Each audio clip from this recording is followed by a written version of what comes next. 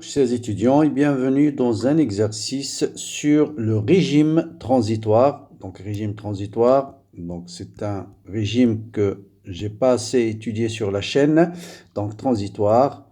On va essayer. C'est un circuit RL. Ensuite, vous avez un circuit RC, R qui est en parallèle avec C.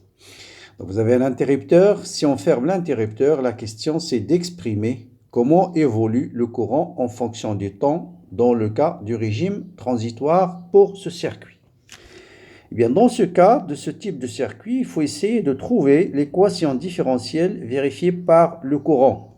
Ensuite, vous avez bien sûr du courant I1, I2. Donc, il faut essayer d'arriver à exprimer soit I1 en fonction de I, soit I2 en fonction de I. Voilà le circuit. La première chose dans ce type d'exercice, il faut écrire la loi des mailles. Vous avez deux mailles. La première maille, je vais avoir, si je ferme l'interrupteur, je vais avoir la tension E, tension au bord de la bobine, L D de I sur D de T, plus la tension au bord de cette résistance, c'est R fois I, plus cette tension qui est R fois I1. Pour la deuxième maille, je dois avoir la même chose. E est égal à L D de I sur D de T, plus toujours R fois I, mais cette fois-ci, plus la tension au bord du condensateur qui est Q sur C. Bien. À partir de là, on a besoin de chercher une équation différentielle où uniquement apparaît I. Il faut éliminer soit I1, soit Q. Bien, le plus simple dans ce cas-là, c'est si on essaye de dériver l'équation 2. Cette équation 2, vous allez voir directement, je dérive Q par rapport au temps. Et bien sûr, la dérivée, et vous avez le courant I2. Vous avez ce courant I2, c'est D de Q sur D de T. Le courant qui circule dans cette branche, c'est la dérivée de la charge du condensateur divisée par D de T. Vous voyez bien que si je dérive cette équation, je vais avoir uniquement une relation entre le courant et I2. Et si je trouve une relation entre courant et I2, je vais utiliser la loi des mailles. Bien sûr, I, c'est I1 plus I2. Donc, je peux exprimer I1 dans l'équation A uniquement en fonction de I. Et voilà, le problème est réglé. Première chose, on va dériver cette équation-là. L'équation 2. Je dérive l'équation 2. D de E sur D de T directement, ça va me donner 0. Est égal à L D carré de I sur dt carré, plus R D de I sur D de T, plus la dérivée de Q par rapport au temps, c'est I2, donc I2 sur C. Je déduis tout de suite I2 est égal à moins L fois C D carré de I sur dt carré, moins R fois C D de I sur D de T. Voilà la première relation. Maintenant, il suffit d'injecter cette relation dans la loi des nœuds et exprimer I1 en fonction de I. Je vais déduire tout de suite que I1 est égal à I moins I2. Moi, cette expression, ça veut dire plus LC D de I, D carré de I sur dt carré, plus R fois C D de I sur D de T. Voilà, j'ai exprimé I1 en fonction de I. Je remplace dans l'équation différentielle 1 I1 par sa valeur et j'obtiens directement l'équation différentielle vérifiée par I qui est la suivante. LC fois D carré de I sur dt carré plus RC plus L sur R D de I sur D de T plus 2I est égal à E sur R. Voilà. Je reprends. Vous avez les lois des mailles. Le but, c'est d'éliminer I1 et Q, d'exprimer la relation uniquement, une des deux équations uniquement en fonction de courant U. Là, si on dérive l'équation 2, je vais avoir directement l'expression de I2. Et en utilisant la loi des nœuds, je vais exprimer la relation de I1. En remplaçant I1 ici, j'aboutis à cette équation. Là, il faut remarquer, dans les données, on vous dit que RC, taux, ça va simplifier l'équation, taux est égal à RC, je vais, taux c'est RC effectivement qui est égal à L sur R, et LC bien sûr c'est taux carré, cette équation va s'écrire d'une façon simple, c'est taux carré fois D carré de I sur dt carré, plus 2 taux D de I sur D de T, plus 2I est égal à E sur R. Voilà une équation du deuxième ordre avec second membre. On va chercher l'équation homogène et donc équation homogène, c'est-à-dire son second membre homogène et ajouter une solution particulière. Donc l'équation homogène c'est t carré d carré de i sur dt carré plus d'auto d de i sur d de t plus 2i égale à 0. Pour chercher cette équation, il faut chercher l'équation caractéristique qui est tau carré fois r carré plus d'auto fois r plus 2i égale à 0. Bien, on va copier cette équation caractéristique et on va essayer de déterminer ses racines. Donc, on va déterminer delta prime.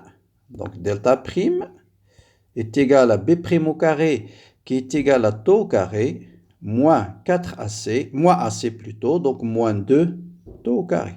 Donc, delta prime est égal à moins tau au carré. Donc, les racines de delta prime, ce sera, je rappelle, moins 1. C'est plus ou moins j, nombre complexe j. Donc, ce sera plus ou moins j fois tau.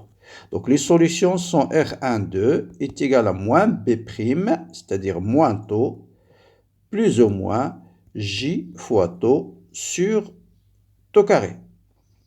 Sur tau carré. Sur A. Donc, qui est égal à moins 1 sur moins 1, moins B.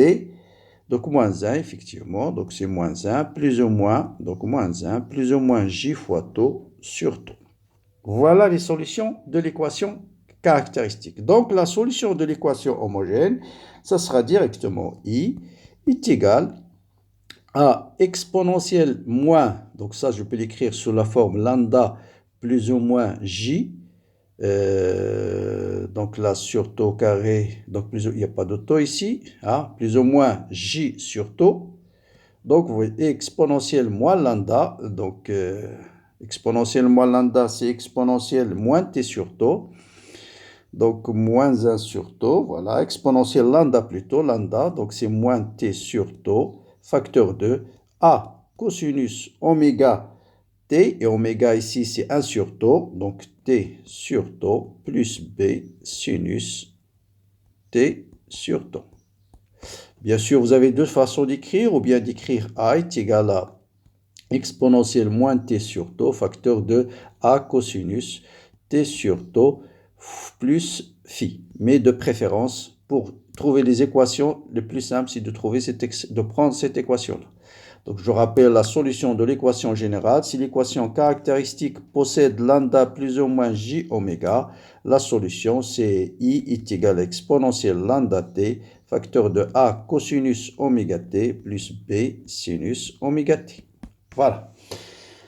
Maintenant, il faut chercher une solution particulière. Bon, la solution particulière, bien sûr, la plus simple, c'est de prendre I égale à une constante. Donc, dans l'équation générale. Donc, il faut revenir à l'équation générale, A, pour chercher une équation particulière, solution particulière, prendre I égale à une constante. Si I égale à une constante, ce terme égale à 0, ce terme égale à 0, et donc, la solution particulière, ça sera E sur 2R. Voilà. Et la solution générale, c'est la somme de la solution particulière. Donc, la solution générale, donc I de t, ce sera la solution particulière qui est E sur 2R, plus la solution générale qui est exponentielle moins t sur tau, facteur de A cosinus oméga, bon, je remplace tout de suite oméga par sa valeur, donc cosinus t sur tau, plus B sinus t sur tau. Voilà la solution de l'équation générale. Maintenant, pour déterminer les constantes, cherchons les constantes. Cherchons les constantes A et B. Et là, qu'est-ce qu'on fait? On fait bien sûr les conditions initiales. Les conditions initiales. Et là, il faut faire très attention aux conditions initiales. Bon. Qu'est-ce que c'est que la valeur du courant à t égale à 0 dans notre circuit? Si je ferme l'interrupteur, la présence de la bobine va assurer la continuité du courant. Donc, automatiquement, vous allez avoir I de 0 égale à 0. Le condensateur était déchargé, donc Q de 0 égale à 0. Et la loi des mailles à t égale à 0, ça sera E est égal à L d de I sur d de t à t égale à 0. Et bien sûr, plus R, puisque le courant est égal à 0, donc ça sera égal à ça. Donc, j'ai deux relations. Bon, celle-là, je ne peux pas l'utiliser parce que Q, je vous rappelle, c'est D de I 2 sur D de T. Moi, j'ai D de I sur D de T. C'est pourquoi je vais utiliser uniquement cette condition A et cette condition 2. Donc, j'ai deux équations, deux inconnues. Donc, je peux déterminer facilement les constantes A et B. Bon, première, la plus simple, c'est I de 0 égale à 0. Vous remplacez ici par 0 et vous trouvez quoi? E sur 2R plus A égale à 0. Donc, parce que sinus de 0, c'est 0. Donc, A tout de suite est égal à moins E sur 2R. Voilà. Ensuite, il faut dériver cette expression-là par rapport au temps. Donc, vous le dérivez par rapport au temps. Donc, voilà pour déterminer. Voilà l'expression de I. Vous le dérivez par rapport au temps. Donc, je dérive. Donc, la dérivée de ça, c'est 0. La dérivée de exponentielle, c'est moins 1 sur taux exponentiel facteur de ce terme. Ensuite, plus exponentielle moins t sur taux fois la dérivée de ce terme. Donc, c'est moins a sur taux fois sin plus p sur 2 fois cos. À t égale à 0, les sin vont être égales à 0. Et il va vous rester directement moins a sur taux plus b sur taux. Et on a E est égal à L d de I sur d de t lorsque t est égal à 0. Donc, ça me donne E est égal à L facteur de moins A sur taux plus B sur taux. En remplaçant A par sa valeur, je trouve tout de suite que B est égal, donc B est égal à E sur 2R. Donc, en définitive, voilà la solution générale. Donc, I est égal à E sur 2R facteur de 1 plus exponentielle moins t sur taux facteur de sinus t sur taux moins cosinus t sur taux. Voilà l'expression. Vous voyez bien que si t est égal à 0, ça vous donne